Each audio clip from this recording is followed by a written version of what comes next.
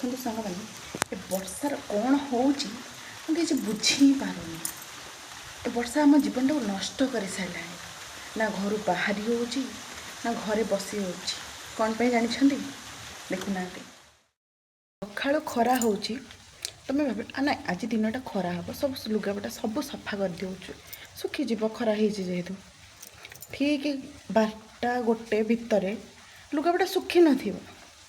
ଦେଖୁନାହାନ୍ତି କେଉଁ ଅବସ୍ଥା କରୁଛି। କ'ଣ କହିବା ଆଉ, ଡେଲି ଗୋଟେ ତା'ର ଫାର୍ସ ଚଲେଇଛି ସେ।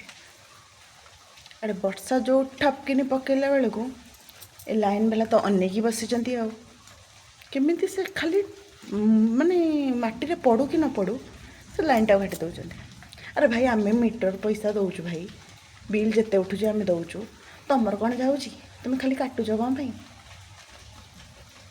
ହଁ, ଯିବି ପଚାରିବି ଝିଅକୁ କ'ଣ ଖାଇବ, ତାପରେ ବନେଇବା ତା ପାଇଁ। ଲାଇନ୍ ତ କଟିଗଲାଣି, ଅନ୍ଧାର, କେତେବେଳେ ଆସିବ ଠିକ୍ ଠିକଣା ନାହିଁ। ବର୍ଷା ହଉ କି ନ ହଉ ଲାଇନ୍ କଟିବା କଥା କଟିବ। କରିଦେଇକି ରଖିଦେଲେ ଗଲା ସରିଲା, କାମ ସରିଯିବ। ବହୁତ ରାତି ହେଲେ ଚାର୍ଜ ଲାଇଟ୍ଟା ବି ସରିଯିବ। ଏବେ ମୁଁ ଯାଉଛି, ଦେଖନ୍ତୁ କ'ଣ କହୁଛି ସେ ଖାଇବ, ତାପରେ ଆମେ ବନେଇବା ଷ୍ଟାର୍ଟ କରିବା।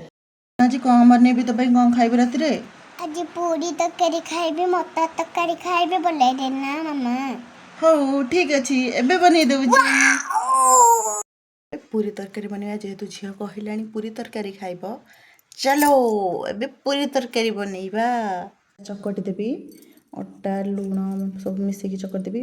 ସମସ୍ତେ ପୁରୀ କରନ୍ତି ଯେ ତେଲ ପକେଇକି ଖାସ୍ତା ଦେଇକି କରନ୍ତି।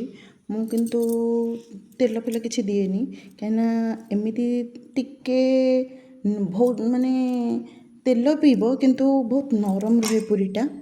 ଏମିତି ତେଲ ଖାସ୍ତା ଦେଲେ ସେଇଟା ବହୁତ ଟାଣ ହେଇଯାଏ, ସେଥିପାଇଁ କାହାକୁ ଭଲ ଲାଗେନି। ଆମର ଯେହେତୁ ଛୋଟ ପିଲା, ବୟସ୍କ ଲୋକ ଅଛନ୍ତି, ସେ ଖାଇପାରିବେନି ଟାଣ ହେଇଗଲେ ବେଶୀ। ମୁଁ ଏବେ ଯାଉଛି ସବୁ ଅଟା ଚକଟିକି ରଖିଦେବି କିଛି ସମୟ, ତାପରେ ଯେମିତିକି ଭଲ ଫୁଲିବ ପୁରୀଟା। ଅଟାଟା ଚକଟିକି ଥୋଇଦେଲେ ସେ ଭଲସେ ଫୁଲିଯିବ, ତାପରେ ଭଲ ନରମ ହେବ। ଯେତେ ଫୁଲିବ ତ ସେତେ ନରମ ହେବ ନା। ହେଲା, ଏବେ ତାକୁ ରଖିଦେବା, ସେ ତା'ର ଥୁଆ ହେଇଥାଉ, ବାକି କାମ ଆମେ ସାରିବା। ଲାଇନ୍ ଆସିଗଲା।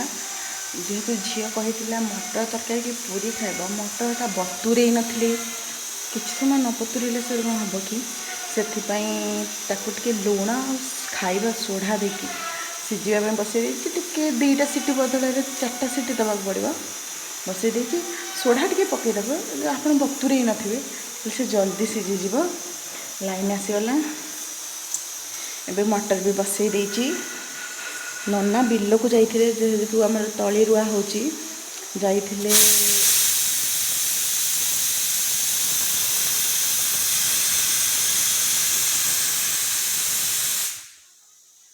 ସାଉଣ୍ଡଟା ସରିଲା। ଯେହେତୁ ସେ ତଳି ରୁଆ ପାଇଁ ଯାଇଥିଲେ, ସେ ଆସିକିରି କହିଲେ କି ଚାହା ପକୁଡ଼ି ଟିକେ ବନେଇ ଦିଅ। ବର୍ଷା ମାଡ଼ ଖାଇକି ଆସୁଛନ୍ତି ନା, ବର୍ଷାରେ ବହୁତ ଭିଜି ଭିଜି ଆସୁଛନ୍ତି, ସେଥିପାଇଁ ଚାହା ପକୁଡ଼ି ବନେଇବା, ତାପରେ ପୁରୀ ବନା ହେବ, ରାତିରେ ଖିଆ ହେବ। ତ ଯାଉଛି ଏବେ ପ୍ରସ୍ତୁତ କରିବି ପକୁଡ଼ି ପାଇଁ। ସବୁ ପରିବାପତ୍ର କଟାକଟି କରିଦେଲି।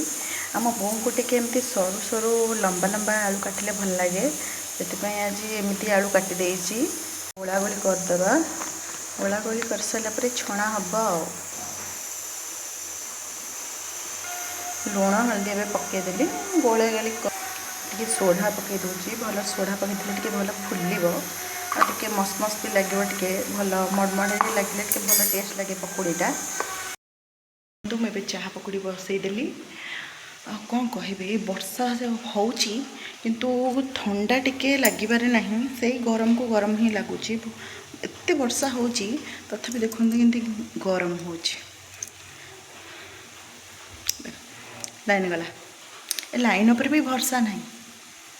ଲାଇନ୍ କେତେବେଳେ ଆସୁଛି କେତେବେଳେ ଯାଉଛି, ସେ ଲାଇନ୍ ଉପରେ ବି ଭରସା ନାହିଁ। ମେଘ ହଉ ନ ହଉ, ମେଘ ହେଲା ବେଳେ ବି କଟୁଛି, ନ ହେଲା ବେଳେ ବି କଟୁଛି, କ'ଣ କରିବି।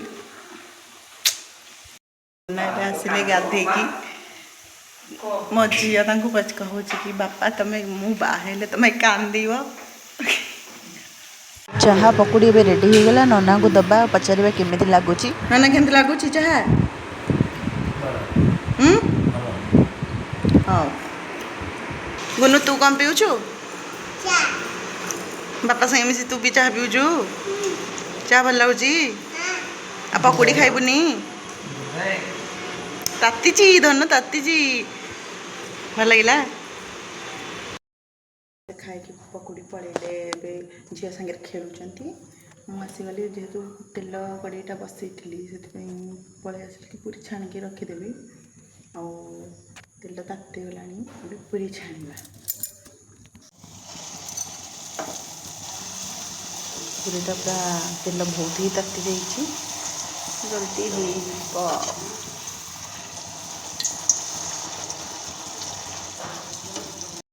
ପୁରୀ ବି ମୋର ସରିଗଲା।